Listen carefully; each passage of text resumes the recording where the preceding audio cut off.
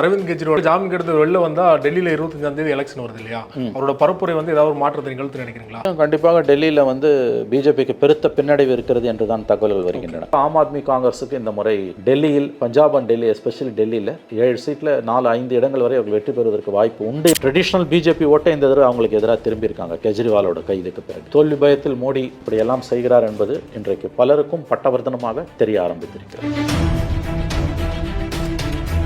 அரவிந்த் கெஜ்ரிவால் அவருடைய வழக்கு வந்து உன்னிப்பாக கவனிக்கப்படுற அளவுக்கு ஹேமந்த் சோரன் வழக்கு வந்து கவனிக்கப்படல. அதுக்கு என்ன காரணம் நினைக்கிறீங்க? சட்டத்தின் முன் அனைவரும் சமம் என்பது ஏட்டுச் சுரக்காய். அமித்ஷா நேற்று பேசுகிறாரு, கூட்டத்தில் பேசும்போது இது ராகுலுக்கும் மோடிக்குமான போர்ன்றாரு. அது எப்படி 2 தனிநபர்களுக்கு இடையிலான போராவோ யுத்தமாவோ போட்டியாவோ இருக்க முடியும்? இது ஜனநாயக பிஜேபி காங்கிரஸ் மட்டும் இல்லை, ஏகப்பட்ட மற்ற கட்சிகள் இருக்கின்றன.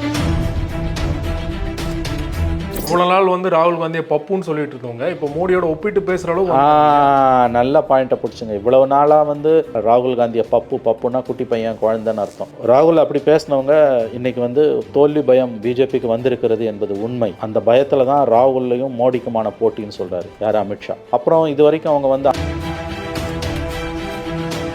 பிரதமர் மோடி அவர்கள் பரப்புரையின் போது ராகுல் காந்தி அம்பானிட்டையும் அதானிட்டையும் கருப்பு பணத்தை வாங்கிட்டாரு, அதனால தான் தேர்தல் பரப்புரையின் போது அவங்களோட பேரை பயன்படுத்தவே இல்லை அப்படிங்கிற ஒரு குற்றச்சாட்டு வைக்கிறாரு. பிரியங்கா காந்தி வெளிப்படையாக சொல்றாங்க, தோல்வி பயத்தில் தன்னோட நண்பர்களே பகைத்துக் கொள்ள முடிவு பண்ணிட்டாரு அப்படின்னு அதானி அம்பானி சொல்றாங்க. பிரியங்கா காந்தி தோல்வி பயத்தில் தன்னுடைய நண்பர்களை பகைத்துக் கொள்ள மோடி முடிவு செய்து விட்டார் என்பது உண்மை அல்ல. அந்த நண்பர்கள் மோடியை பகைத்துக் கொண்டு விட்டார்கள். அதாவது மோடி மீண்டும் ஆட்சிக்கு வரப்போவதில்லை, ஆட்சி மாற்றம் ஏதாவது ஒரு ரூபத்தில் ஆட்சி மாற்றம் வரப்போகிறது என்று அந்த நண்பர்கள் நம்ப தொடங்கிவிட்டார்கள். இது போன்று அரசியல் சார்ந்து எக்ஸ்க்ளூசிவான வீடியோக்களை தொடர்ந்து காண ஆகாயம் வாய்ஸ் சேனலை சப்ஸ்கிரைப் பண்ணுங்க. ஆகாயம் வாய்ஸ் நேயர்களுக்கு வணக்கம். இன்றைக்கு நம்மோட நேர்காணலுக்காக மூத்த பத்திரிகையாளர் மற்றும் அரசியல் திறனாய்வாளர் திருமிகு மணி அவர்கள் நம்மோடு இணைந்திருக்கிறார். அவரோடு பேசலாம். சார் வணக்கம். சார் வணக்கம். அரவிந்த் கெஜ்ரிவால் அவர்களுடைய வழக்கு, ஜாமீன் தொடர்பான வழக்கு இன்றைக்கு வர இருக்குது. ஒரு ஜாமீன் கிடைக்குதோ கிடைக்கலோ, 2வது பட்சம். ஒருவேளை ஜாமீன் எடுத்து வெளில வந்தால் டெல்லியில் 25ஆம் தேதி எலெக்ஷன் வருது இல்லையா? அவரோட பரப்புரை ஏதாவது ஒரு மாற்றத்தை நிகழ்த்து நினைக்கிறீங்களா? ஏற்கனவே குஜராத் தேர்தலில் அவர் இம்பாக்ட் பெருசாக கிரியேட் பண்ணுவார்னு சொல்லிட்டு தான் அவர் உள்ள வச்சிட்டாங்க ஜாமீன் கொடுக்காம அப்படிங்கிற ஒரு வாதம் முன்வைக்கப்பட்டது. வெளியில் வந்தாருன்னா டெல்லி தேர்தலில் ஏதாவது மாற்றம் ஏற்படும் நினைக்கிறீங்களா? இல்லை, அவர் வெளியில் வந்தாலும் வெளியில் வராட்டியும் கண்டிப்பாக டெல்லியில் பிஜேபிக்கு பெருத்த பின்னடைவு இருக்கிறது என்று தான் தகவல்கள் வருகின்றன. பஞ்சாப் அண்ட் டெல்லியில் பிஜேபிக்கு மொத்தம் சேர்த்து 20 சீட், பஞ்சாபில் 13, டெல்லியில் 7, 20 சீட் இருக்குது. இந்த 20 இடங்களிலும் இந்த முறை பிஜேபிக்கு பெருத்த பின்னடைவு என்று கருதுகிறார்கள். குறிப்பாக டெல்லியில் கடந்த 2 தேர்தல்களில் டெல்லியில் 7 இடங்களிலும் பிஜேபி வெற்றி பெற்றது. அசம்பிளி எலெக்ஷனில் தொடர்ச்சி ஆம் ஆத்மி வெற்றி பெறும், பெரும்பான்மை இடங்களில் வெற்றி பெறும். 70 சீட்டுனா 60 சீட், 63 சீட்டு ஜெயிக்கும். ஆனால் பார்லிமெண்ட்டுன்னு வந்தோன்னா 7மே பிஜேபி அழின்னு போயிடும், 7-0 தான். இந்த முறை அதற்கு வாய்ப்பு இல்லை. கண்டிப்பாக 4லேருந்து 5 இடங்கள் வரை இந்தியா கூட்டணி, தட் இஸ் ஆம் ஆத்மி காங்கிரஸ் கூட்டணி வெற்றி பெறும் என்று நம்புகிறார்கள்.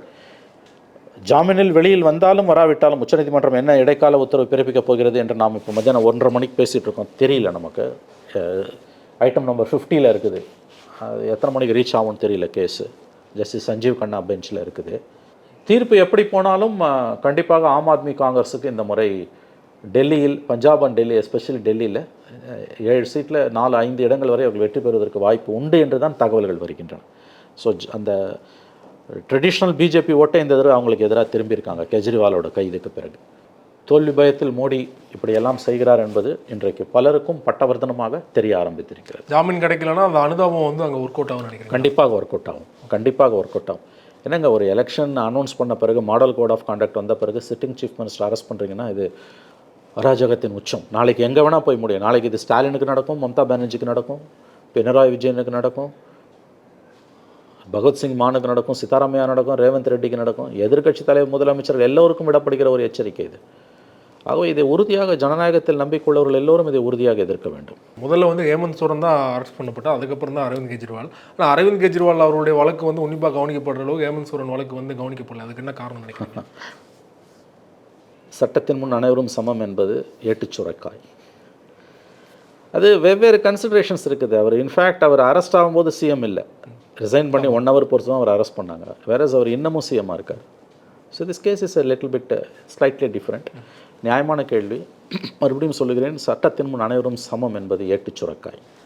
தேர்தல் பரப்புரையின் போது பிரதமர் மோடி அவர்களும் சரி, ராகுல் காந்தி அவர்களும் சரி, காங்கிரஸ், பாஜக மாற்றி மாற்றி ஒரு குற்றம் சாட்டிட்டு இருக்காங்க. இது தொடர்பாக இவங்களும் வந்து அதுக்கு மறுப்பு தெரிவிக்கிறாங்க, அவங்களும் இதுக்கு மறுப்பு தெரிவிக்கிறாங்க. இதுக்கு ஒரு முடிவு கிடைக்கல. இதுக்கு என்ன சொல்கிறாங்கன்னா, உச்சநீதிமன்ற ஓய்வு பெற்ற தலைமை நீதிபதி லோகூர், அப்புறம் மூத்த பத்திரிகையாளர் என்ராம், இவங்கெல்லாம் சேர்ந்து என்ன சொல்கிறாங்கன்னா, 2 பேரையும் ஒரு பொது விவாதத்தில் பங்கேற்க வைக்கணும். பிரதமர் மோடி அவர்களுக்கும் ராகுல் காந்தி அவர்களுக்கும் ஒரு அழைப்பு எடுத்திருக்காங்க. இது சாத்தியம்னு நினைக்கிறீங்களா? சாத்தியம் இல்லை. இது கேட்குறதுக்கு இனிமையாக இருக்கும், நடைமுறையில் சாத்தியம் இல்லை. இது முதல்ல பிரசிடென்ஷியல் ஃபார்ம் ஆஃப் கவர்மெண்ட்டில் தான் இது நடக்கும். அதிபர் ஆட்சி முறை உள்ள நாடுகளில் தான் இது நடக்கும். ட்ரம்ப்பும் பைடனும் பேசுவாங்க.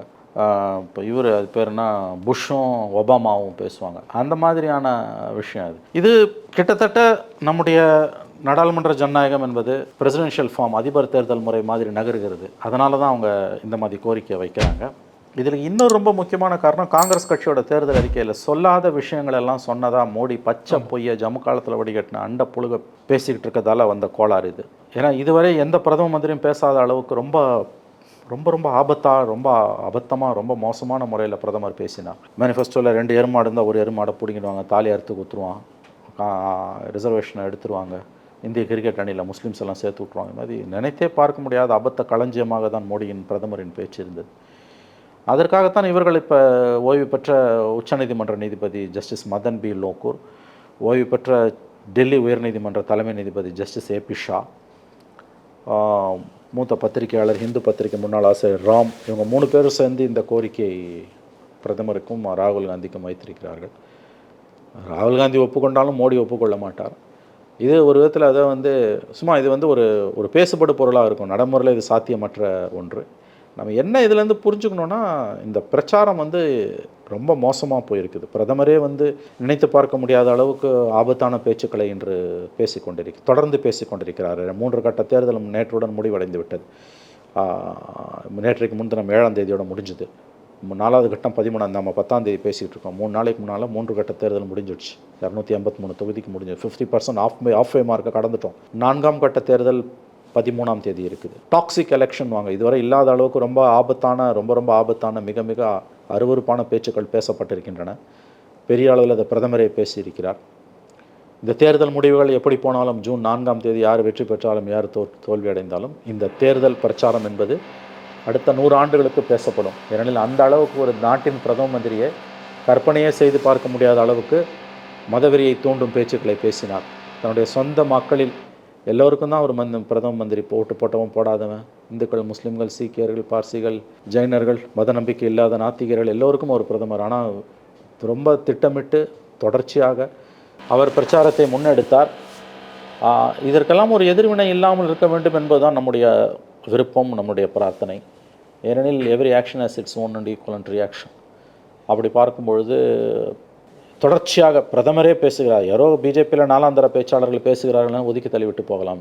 ஏன்னால் பிரதமர் பேசுகிறாருன்னா அதை அடுத்து எல்லாருமே பேசுவாங்க. அப்படி தான் பேச ஆரம்பிச்சிருக்காங்க. அமித்ஷாவோட பேச்சுக்கள் அபத்தத்தின் உச்சமாக இருக்குது.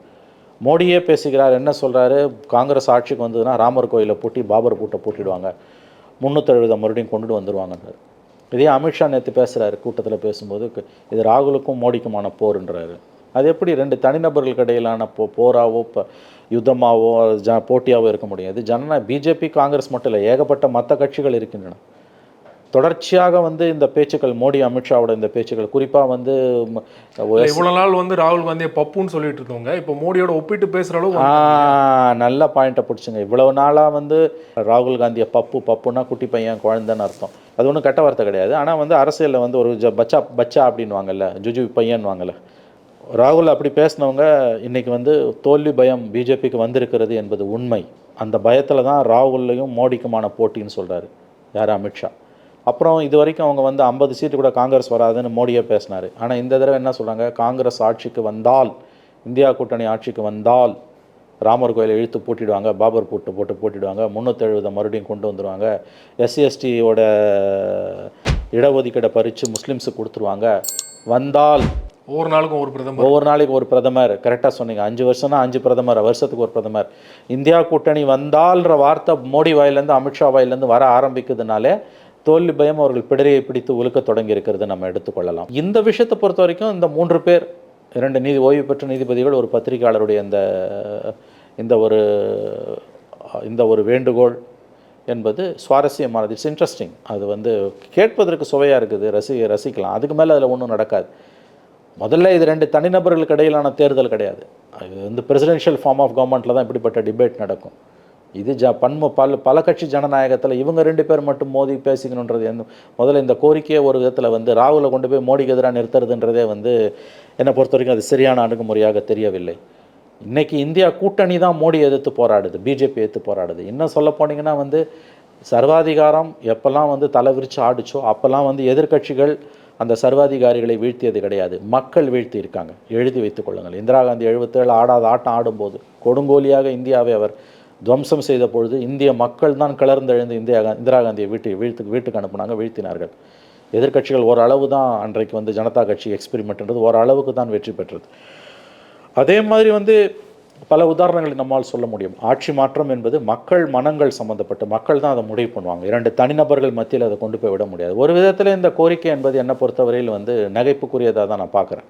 இது வந்து இட்ஸ் அ சைல்டிஷ்னு எனக்கு தோணுது, சிறுபிள்ளைத்தனமானது.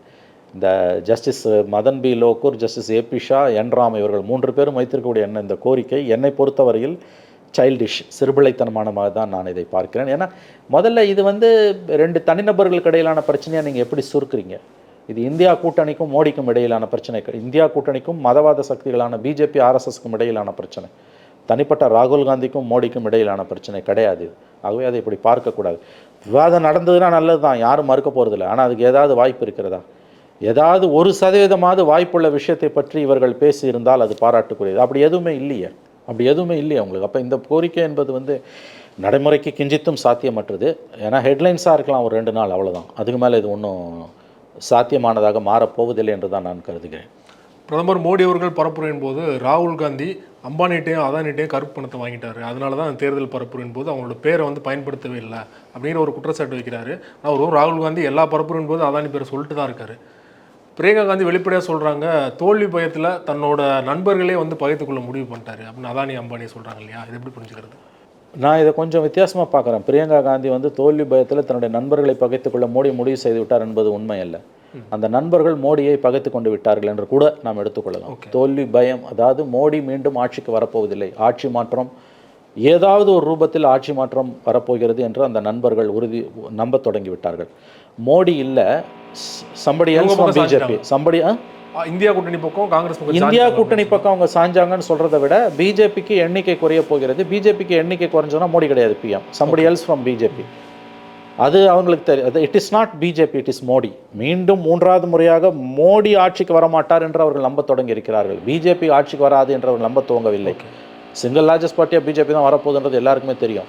ஆகவே பிரியங்கா சொன்னதில் இருக்கக்கூடிய ஒரு சின்ன திருத்தம், தன்னுடைய நண்பர்களை மோடி பகைத்து கொள்ளவில்லை, அந்த நண்பர்கள் மோடியை இனிமேல் இந்த இந்த இந்த இந்த கோழி முட்டையிடாது, பொன்முட்டையிடாது, இந்த வாத்து இனி முட்டையிடாது, பொன்முட்டையிடுற வாத்து பொன்முட்டையிடும் வரையில் தான் அதற்கு மரியாதை. அது பொன்முட்டை இடுவதை நிறுத்திவிட்டால் அதற்கு என்ன கதி ஆகும் என்பது நம்ம எல்லோருக்குமே தெரியும். மேபி அந்த நிலையில் இன்று மோடி இருக்கலாம், வி டோன்ட் நோ. ஆகவே பிரியங்கா காந்தி சொன்னதில் இருக்கக்கூடிய ஒரு சிறிய திருத்தம் என்னென்னா, தேர்தலுக்காக தன்னுடைய நண்பர்களை பகைத்து கொள்ள மோடி துணிந்து விட்டார் என்பது ஃபேக்சுவலி ராங் ஸ்டேட்மெண்ட். அந்த நண்பர்கள் ரொம்பவும் விவரம் அறிந்த நண்பர்கள். அவர்கள் இந்தியாவையே இன்றைக்கு வந்து கூறு போட்டு விற்று கொண்டிருக்கக்கூடிய நண்பர்கள்.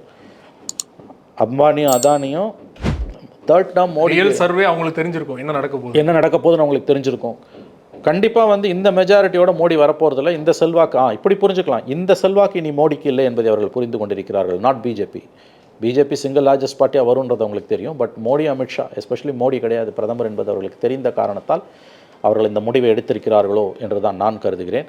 ஆகவே இந்த ஸ்பீச்சை பொறுத்த வரைக்கும் கருப்பு பணம் வாங்கிட்டாங்க அம்பானி அதானி கிட்டன்றது அபத்தத்தின் உச்சமான பேச்சு. இதில் வந்து மோடி வந்து தன்னுடைய நண்பர்களை மட்டும் காட்டி கொடுக்கவில்லை, கருப்பு பணம் வாங்கினது மூலமாக அந்த தொழிலதிபர்கள் மீது நடவடிக்கை எடுக்காமல் இருப்பது மூலம் தன்னுடைய கையாலாகத்தனத்தையும் பிரதமர் வெளிப்படையாக பட்டவர்த்தனமாக வெளிச்சம் போட்டு இந்த உலகத்திற்கு காட்டி கொண்டிருக்கிறார்.